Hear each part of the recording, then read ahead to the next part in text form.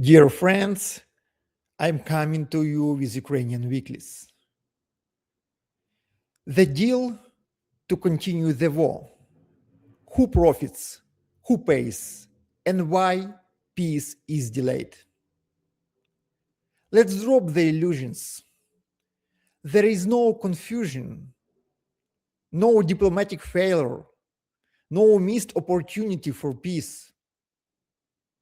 What we are witnessing right now is something much simpler and much harsher. De facto agreement to continue the war.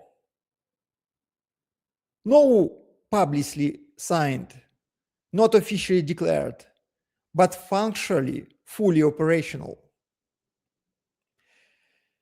The strategic decision, war until autumn. The cancellation of the United States delegation visit to Kyiv, involving figures like Witkoff and Kushner, is not a logistical issue. It's a signal. A signal that Washington has decided to reduce pressure on both Ukraine and Europe regarding a peace deal with Russia. Why? Because from a real political perspective, the current situation is profitable. The United States economy benefits from arms export worth hundreds of billions, energy prices remain elevated, supporting American producers. Europe is economically strained, increasingly dependent. So the logic is simple. If allies are willing to sustain the conflict, why should the United States rush to stop it? The war is expected to continue at least until autumn. Negotiations? Possibly. Results? Not expected. War requires two sides and both are funded. Let's be brutally honest. War don't continue without resources. And right now, all sides are being supplied. Ukraine receives 90 billion of euros in financial support. Europe escalates sanctions to control Russia's external trade. At the same time, Russian oil flows are quietly restored.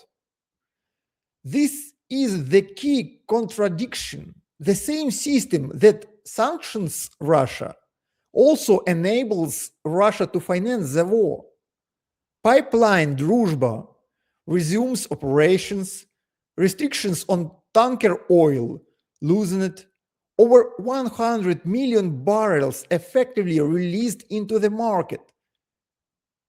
That translates into 10 billion United States dollars directly convertible into a military capacity of Russia.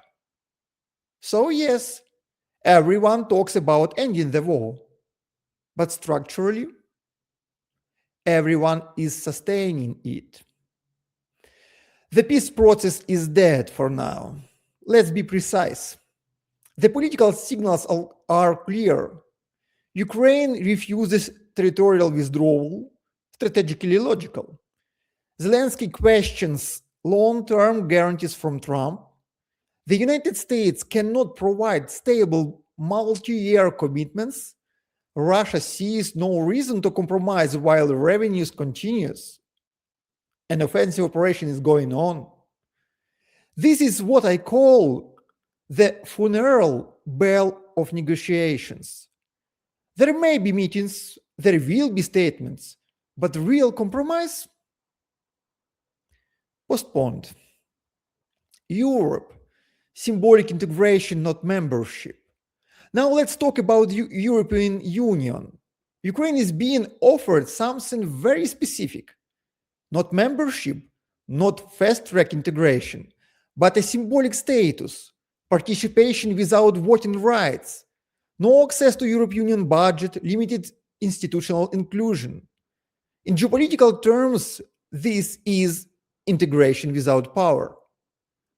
However, and this is crucial, this status may include defense commitments under Article 42.7, which is arguably stronger than NATO Article 5 in legal framing. So, the European Union is evolving into something new, not just an economic union, but a potentially military bloc independent from United States. Europe we see Russia a future war scenario.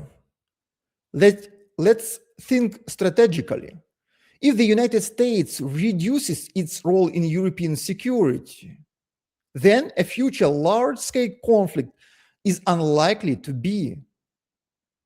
NATO we see Russia. It could become European Union we see Russia with external support actors. And that raises the key question: does Ukraine need full European Union membership to be a part of this system? Or will associated membership be enough to lock it into a military architecture? Military reality, stalemate with escalation potential. On the battlefield, the front line is effectively frozen. Gains are tactical, not strategic. Mobilization problems are growing. Discussions about the lowering the draft age to 18 signal resource exhaustion. At the same time, Russia produces significantly more weapons than the European Union. Europe is only beginning to reindustrialize military. This creates a danger dynamic. A static front with growing capacity for future escalation. A classic calm before the storm. Internal pressure, society, economy, and control in Ukraine. Inside Ukraine, stricter penalties for draft evasion, growing corruption scandals in military institutions, discussions about civilian weapon ownership, increasing financial populism, we see financial reality. This is not collapse, but it is a systemic strain, and strain accumulates. Global context, energy markets and instability. Let's zoom out.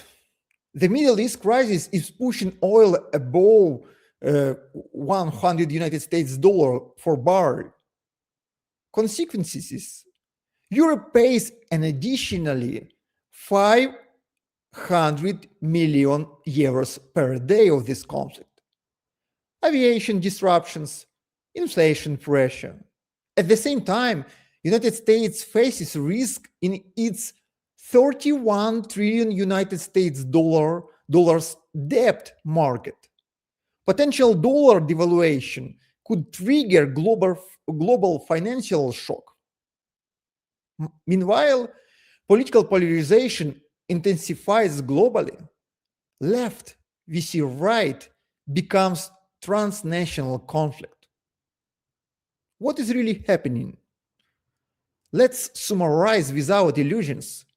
This is not a chaotic situation. This is a structured equilibrium of conflict. War continues because it is manageable. Negotiations are delayed because compromise is costly. All major actors extract value, economic, political, strategic. But there is a limit. Overextension always has a price. The question is not if this system will break. The question is, where will it break first? On the battlefield? In the economy? Inside political systems? If you want analysis without illusions, if you want real politics, not propaganda, then support this format. Comment, share, subscribe. Because this kind of analysis requires time, effort, and independence. And without demand, there will only be a noise. Thank you for watching. Please write down, do you want to see this more?